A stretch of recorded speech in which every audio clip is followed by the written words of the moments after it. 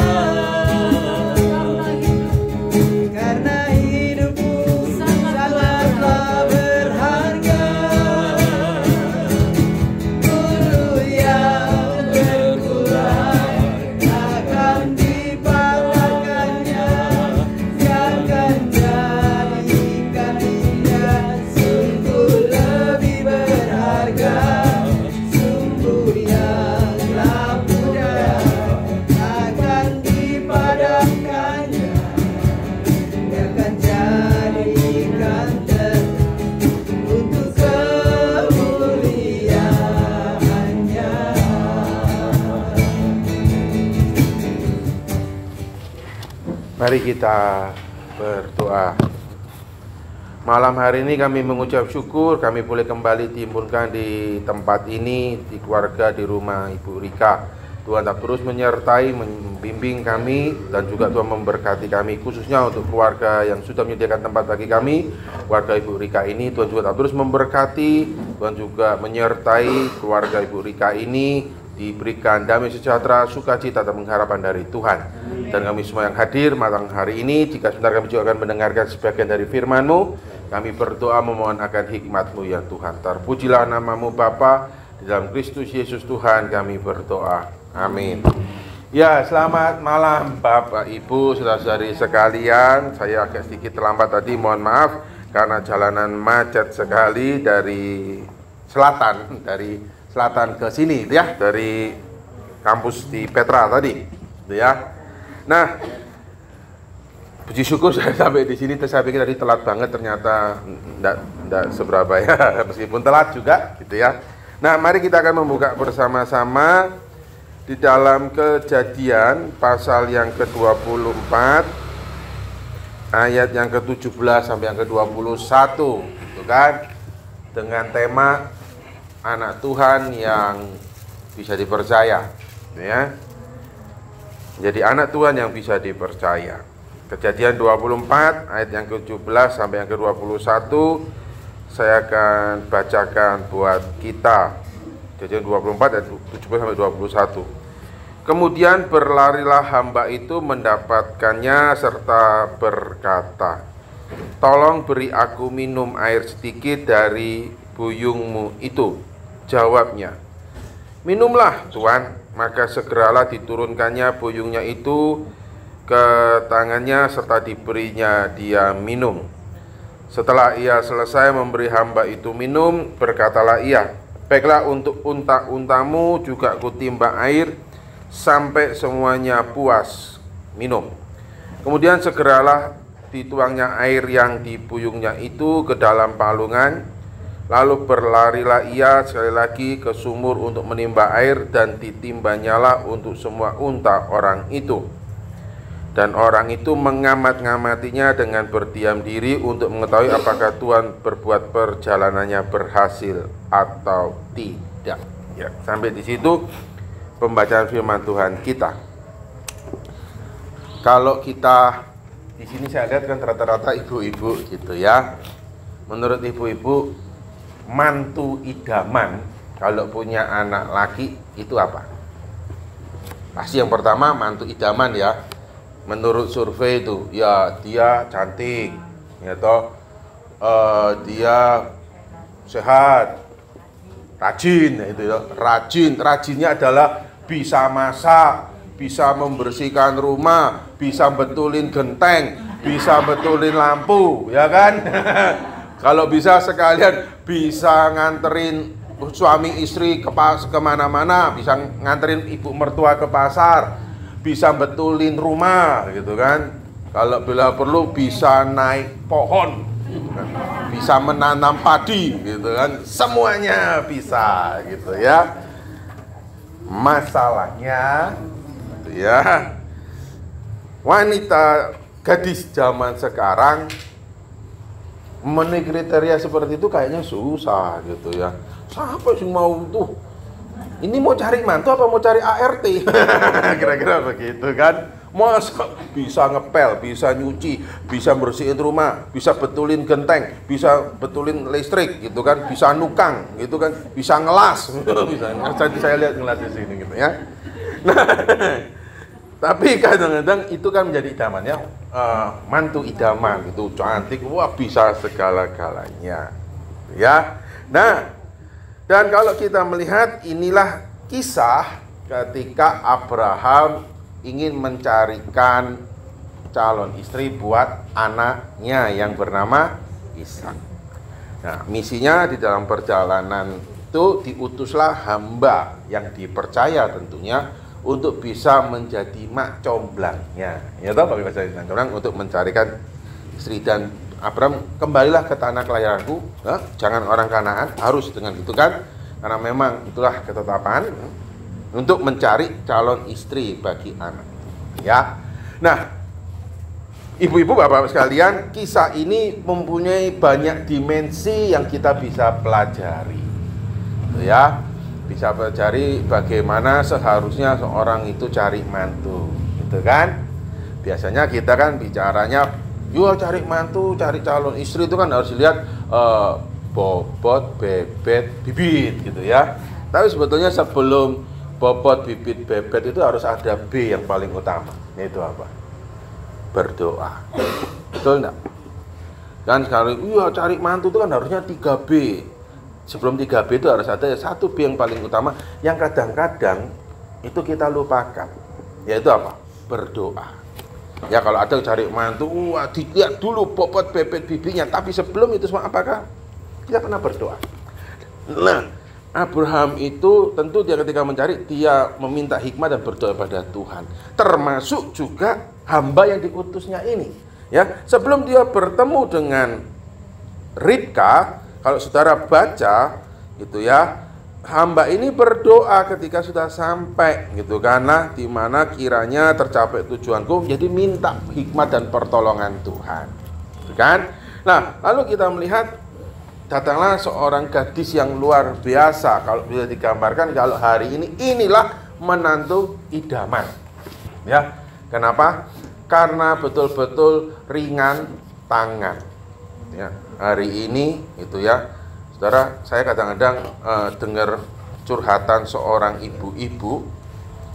Saudara nggak perlu cari tahu ya itu siapa. Gitu. Nggak ada di sini kok, gitu ya. Nggak ada di sini. Ibu, Pak, aku tuh ngelus dodo, Pak, gitu kan. Mantuku itu loh, Pak, gitu kan. Mosok bangun itu jam 12 siang. Ya. Terus kalau udah bangun terus ngapain? Lihat drakor sampai jam 5 sore gitu kan. Dalam itu baru keluar lalu ribut, "Ma, ada makan enggak?" gitu kan. Oh, jangankan anakku, awake dhewe gak di rumah lah. Misalnya gitu kan, ngomel. Saudara, saya tidak mau teruskan. Saudara juga setelah ini jangan kepo ya. Pak, itu jemaat mana gitu kan. Itu jemaat yang ada di negara Konoha. Ya. Nah, tapi kalau kita lihat Ribka ini adalah luar biasa, saudara. Ya. Tapi malam hari ini saya tidak akan membahas tentang bagaimana kriteria calon mantu idaman, enggak bahas. Karena saya lihat konteksnya ini kayaknya di sini bukan untuk bicara mencari calon suami atau mencari mantu ya, karena saya gitu kan. Tapi saya ingin membahas di dalam kriteria secara umum karena ayat firman Tuhan ini juga berbicara untuk kita semua melalui karakter Ribka dan hamba yang tidak disebutkan namanya. Itu ya. Kalau sekarang kita melihat lebih dulu karakter Ribka ini, ya. Ketika hamba itu minta diberi minum, saudara, kalau yang wajar enggak kalau ketika Ribka ngomong, "Aku tidak tahu siapa Anda." Betul enggak? Pada waktu itu kebudayaan seorang wanita ketika tidak meladeni pria yang bukan mukrimnya itu sah saja. Pria asing apalagi tidak dikenal yang bukan sanak saudaranya. Ketika Ribka itu tidak mau menuruti permintaan seorang hamba itu, dia dicap jelek. Nah, enggak. Wanita yang normal. Karena saya perlu perhatikan budaya pada waktu itu bukan budaya yang bebas sekarang. Ini gadis, ya kan, untuk pria yang bukan sanak saudara, orang yang kenal, ya tidak harus mempunyai sebuah relasi dan hubungan meskipun di awal. Ya, tidak menjawab, tidak mengiyakan itu normal, sah-sah aja. Akan tapi coba perhatikan ketika pria ini asing ya, orang asing kan bagi itu mungkin tidak belum dikenalnya, meminta minum, jawabnya apa? Minumlah Tuan, dan tidak hanya sekedar minumlah, tapi dia sangat berinisiatif ringan tangan, gitu ya. Mempunyai inisiatif bahwa ia segera diturunkannya buyungnya ke tangannya dan diberinya minum, gitu kan. Dan yang luar biasa lagi, inisiatif dia itu dia juga peduli, tidak hanya sekedar lu kan minta minum, ini gua udah kasih minum loh, udah baik loh, enggak. Tapi dia berinisiatif meskipun hamba ini tidak minta, tapi dia berkata, gitu kan, "Baiklah, untuk unta-untamu juga kutimba air sampai semuanya puas minum." Gitu ya. Dan pada zaman itu jangan bayangkan sekarang tinggal lari masuk ke Alfamart, Indomaret, Lawson, Family Mart dan teman-temannya tinggal ambil dari kulkas dan dikasih minum. Enggak.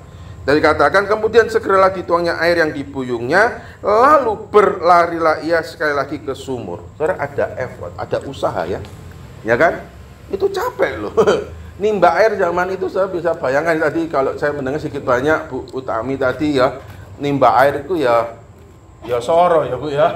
Iki nimba susah-susah dikasih ke orang lain, dia nimba lagi untuk binatang yang bukan miliknya, binatang orang lain. Ya, maka dituangnya air yang dibuyungnya itu lalu berlari lagi ke sumur untuk menimba air dan ditimbanya untuk semua unta, bukan unta dia, unta orang itu. Gambar ini memberikan sebuah penggambaran Ribka itu memberikan luar biasa kepada orang yang baru dikenalnya di hari itu. Ya, tindakannya menunjukkan sebuah tindakan yang disebut dengan relasi kasih yang tulus, dan yang kasih yang tulus itu bukan hanya sekedar konsep atau teori belaka, namun ditunjukkan di dalam sebuah tindakan yang nyata. Dan kasihnya tidak hanya sekedar kasih yang ya aku nih sudah baik loh, lu minta gua kasih apa yang lu minta, yang kamu minta. Enggak, tapi dia punya inisiatif lebih, dia bisa care, gitu kan? Tunjukkan sebuah care, kepeduliannya, ya juga tidak antisosial, tidak cuek, tapi kepedulian yang luar biasa. Nah, itulah yang bisa poin pertama kita pelajari dari karakter Ribka ini, yang dimana itulah seharusnya kita juga menjadi seorang anak Tuhan. Kita dipanggil menjadi anak Tuhan itu yang harus bisa menunjukkan kasih yang berinisiatif. Karena ini itu juga menjadi gambaran Allah mengasihi saya dan saudara, kasih yang berinisiatif kan. Allah tidak nunggu dulu manusia jerat-jerit, tapi Allah begitu mengasihi saya dan saudara hingga ia mengaruniakan anaknya yang tunggal. Dan di dalam Roma 5 dijelaskan justru Allah menyatakan kasihnya pada saat manusia berdosa. Disebut dengan kasih yang berinisiatif. Tindakan Allah itu tidak nunggu, tapi dia memulai, proaktif. Nah, itulah karakter yang ditunjukkan oleh Ribka. Dan di dalam proaktifnya, dia proaktif yang juga peduli. Dan dia bisa melihat care-nya. Tidak hanya sekedar, udahlah aku sudah melakukan ini kok sudah cukup lah. Tapi dia melakukan sesuatu ekstra. Ya, yaitu apa? Dia bisa menawarkan dan menolong melebihi apa yang orang itu waktu itu minta. Dia mintanya cuma minta aku minum. Tapi proaktif Ribka ini itu menjadi gambaran kita. Kita harus panggil juga mempunyai kepekaan untuk bisa melihat kira-kira yang dibutuhkan oleh sesama saudara seiman kita itu apa. Ya, tidak hanya sekali lagi dia kan mintanya begitu, udahlah gua kasih begitu. Tapi kita panggil untuk punya kepekaan proaktif, saling peduli, kepedulian terhadap sesama. Itu dari segi Ribka.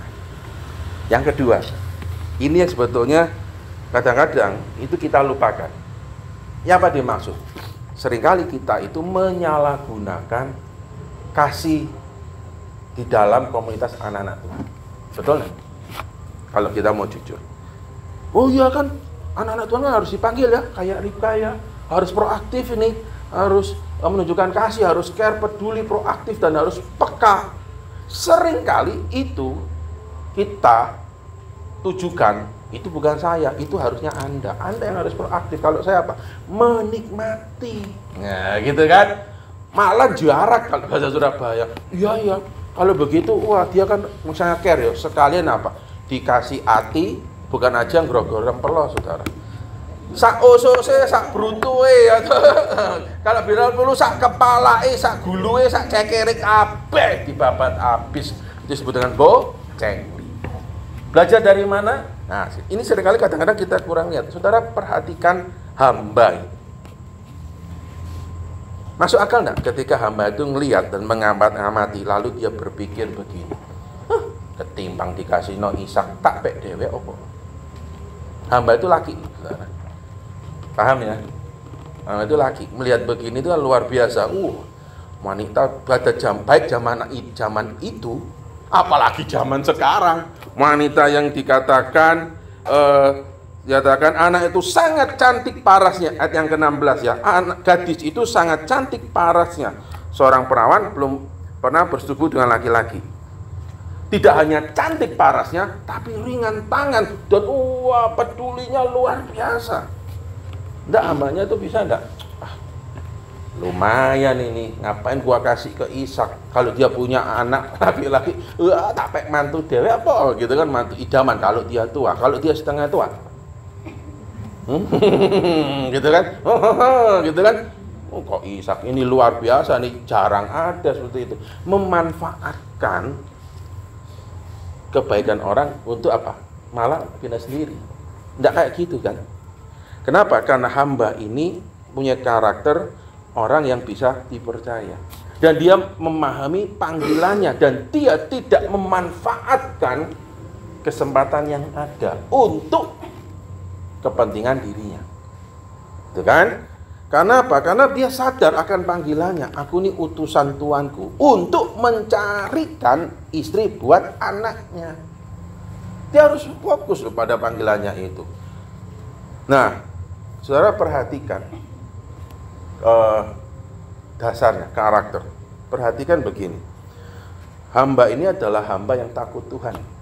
Ya. Karena dia sebelum ketemu Ribka, dia berdoa. Ya toh? Maka penting fondasi dasar kita sebagai anak Tuhan.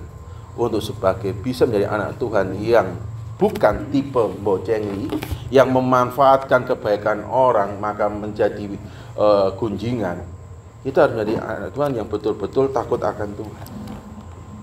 Jujur kadang-kadang kita termasuk juga saya, kita tuh lebih takut tidak punya duit ketimbang takut tidak ada Tuhan. Ya, kita takut setan, kita takut kehilangan duit, kita takut kehilangan pasangan, kita takut kehilangan rumah, kita takut kehilangan benda, tapi kita tidak pernah takut Tuhan. Ya, makanya kita melakukan banyak hal yang sebetulnya orang tidak lihat, tapi Tuhan lihat. Kan? Nah, tapi kita belajar dari karakter yang kedua ini yang jujur lebih penting bagi saya.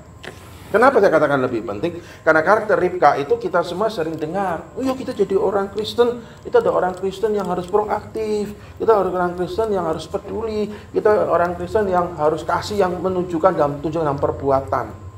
Tapi seberapa banyak kita juga sadar, kita juga harus menjadi anak Tuhan, orang Kristen yang tidak memanfaatkan kebaikan anak-anak Tuhan untuk kepentingan diri sendiri. Seringkali kita mendengar tadi poin yang pertama, karakter yang pertama, itu membuat kita apa? Maaf ini, untuk kurang ajar. Iya betul toh, orang Kristen kan harus saling mengasihi toh. Makanya, supaya kita, anak-anak Tuhan yang diberkati, boleh dong pinjam 100. Memanfaatkan kita. Itu kan? Kita jujur jarang untuk melihat segi yang ditunjukkan di Alkitab ini, karakter pribadi yang kedua. Menjadi pribadi yang bisa dipercaya, jadi pribadi yang betul-betul anak Tuhan. Bukan hanya sekedar menuntut orang lain, iya kasih itu harus saling memberi, iya kamu harus saling peduli, kita anak Tuhan harus saling peduli, harus saling memberi. Tapi bisakah kita juga memakai itu pada diri kita? Siapa yang dipanggil untuk kasih saling memberi? Bukan orang lain, kita juga. Maka jangan bicara, iya betul, anak Tuhan harus saling memberi, harus kita yang begini, iya, lalu malah dimanfaatkan, malah digrogoti. Kita belajar dari karakter hamba ini. Dia tahu tujuannya, dia setia akan panggilannya, dan dia tidak tergoda.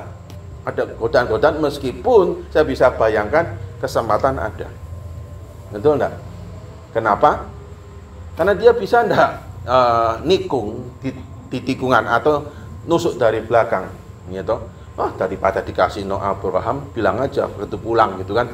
Bos, enggak dapat bos. Semua wanita jelek-jelek bos, kan bisa toh? Bisa. Kenapa? Kalau perhatikan baik-baik, si Abraham kan tidak ikut, ya, si Ishak kan tidak ikut. Bisa tidak dia nikung? Bisa. Tapi dia bukan karakter itu. Kenapa? Karena dia ada pribadi yang takut Tuhan. Tahu dari mana? Saya tidak bisa tahu dengan pasti. Tapi sebelum dia bertemu dengan Ribka, dia berdoa. Nah, seberapa banyak daripada kita juga diingatkan, kita juga harusnya lebih penting menjadi karakter seperti hamba ini. Orang yang bisa dipercaya, orang yang tidak memanfaatkan kebaikan Tuhan melalui orang lain, malah dipakai untuk kepentingan sendiri. Tapi tetap fokus, tetap setia pada panggilan kita adalah dipanggil untuk menjadi berkat, menjalankan kehendak Tuhan. Tuhan perintahkan kita, Tuhan panggil kita sebagaimana hamba ini diperintahkan untuk mencari istri buat anak Abraham, yaitu apa? Anak perjanjian. Nah, mungkin hamba itu tidak terlalu paham anak perjanjian. Tapi Tuhan menyertai, Tuhan memimpin. Tapi kalau dari segi hamba ini, menjadilah pribadi yang takut Tuhan, yang juga tanggung jawab dan bisa dipercaya. Nah, pada malam hari ini, mari kita belajar. Saya ingin menekankan di dalam pribadi yang hamba ini. Itu yang harusnya juga menjadi kita, gitu ya. Nah, ayat 21, dan orang itu mengamat-ngamatinya dengan berdiam diri untuk mengetahui apakah Tuhan membuat perjalanannya berhasil atau tidak. Fokus ya, fokus. Dia tahu bahwa perjalanannya adalah untuk mencarikan istri buat anak tuannya, bukan buat dirinya. Saya dan saudara harus melihat bahwa hidup adalah sebuah kesempatan dari Tuhan untuk kita bisa kembalikan dengan tanggung jawab dan bisa dipertanggungjawabkan, bukan? Dan kita harus melihat Tuhan kasih orang-orang yang baik di sekitar kita itu bukan untuk membuat kita malah jadi lupa diri dan lupa Tuhan. Tapi justru Tuhan kasih orang-orang sekitar kita untuk dimana? Untuk mensupport, dan kita harus menjadi tunjungan pribadi. Aku pun juga anak Tuhan. Aku pun juga orang, bukan untuk malah memanfaatkan, tapi kita biar saling membantu, saling menopang, saling menguatkan. Dan ujungnya apa? Rencana Tuhan dinyatakan dan nama Tuhan dipermuliakan. Kita belajar dari karakter hamba Abraham ini, yaitu apakah kita juga bisa menjadi anak-anak Tuhan yang bisa mempertanggungjawabkan setiap tindakan dan kepercayaan yang Tuhan sudah percayakan buat kita. Nah, biar Tuhan menolong dan memberkati kita semua pada malam hari ini. Mari kita akan berdoa. Tuhan, kami mengucap syukur untuk renungan malam hari ini, di mana kami boleh diingatkan, selain kami dipanggil untuk proaktif menyatakan kasih-Mu di dalam tindakan yang nyata, terlebih lagi kami harus juga dipanggil menjadi pribadi yang bertanggung jawab, yang tidak memanfaatkan kebaikan untuk kepentingan kami diri sendiri, tapi justru kami mau menunjukkan sebuah pribadi-pribadi anak Tuhan yang memberkati dan juga bisa mempertanggungjawabkan setiap tindakan kami. Tolong kami semua, tolong juga hamba-Mu. Di dalam Kristus Yesus Tuhan kami berdoa. Amin.